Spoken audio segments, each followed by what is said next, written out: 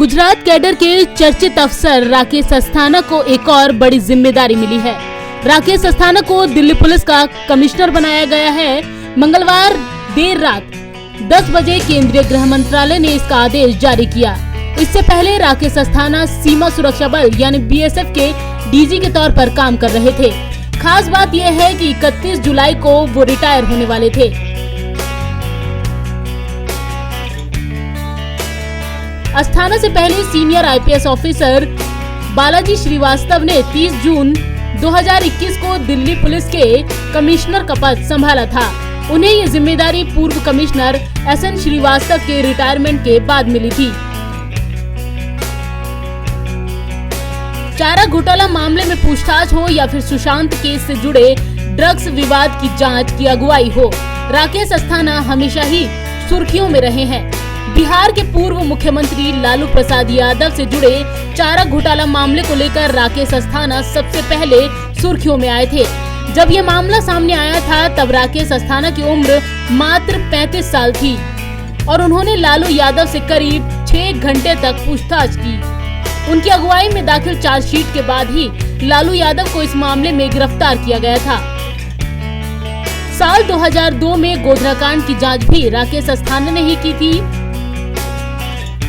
साथ ही 2008 में अहमदाबाद में हुए बम ब्लास्ट की जांच में भी राकेश अस्थाना शामिल रहे थे। ये दोनों ही मामले तब के हैं जब नरेंद्र मोदी गुजरात के मुख्यमंत्री हुआ करते थे। साल 2014 में जब आशाराम बापू और नारायण साईं का मामला सामने आया तब राकेश अस्थाना को इसकी जांच सौंपी गई थी। नारायण साईं जब लंबे वक्त तक फरार रहा तब राकेश अस्थाना की अगुवाई में ही उसे पकड़ा गया था। साल 2016 में राकेश अस्थाना के करियर में कई विवाद भी जुड़ते गए। जब उन्हें सीबीआई के एडिशनल डायरेक्टर के पद पर नियुक्त किया गया था, उन पर घूसखोरी का आरोप लगा था, लेकिन कोर्ट से बाद में उन्हें क्लीन चिट मिल गई थी। इसके बाद साल 2018 में राकेश अस्थाना और आलोक वर्मा के बीच हुए विवाद ने काफी चर्चा बटोरी थी। तब देश की सबसे बड़ी जांच एजेंसी के शीर्ष अफसर खुलकर एक दूसरे के खिलाफ थे। ऐसे में केंद्र सरकार ने दोनों को छुट्टी पर भेज दिया था।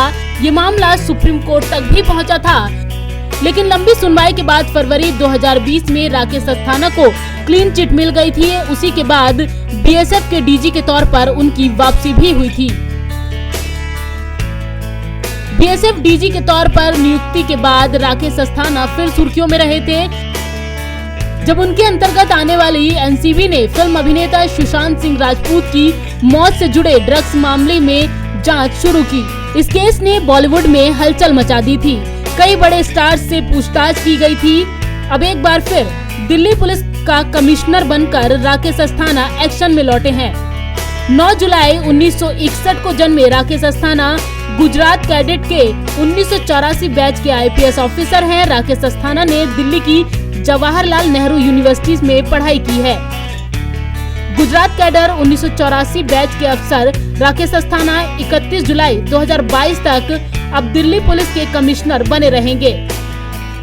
दिल्ली पुलिस सीधे केंद्रीय गृह मंत्रालय के अंतर्गत काम करती है।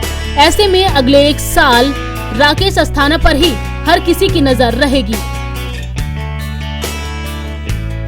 नवोदय टाइम्स के लिए संगीता सिंह की रिपोर्ट, दिल्ली।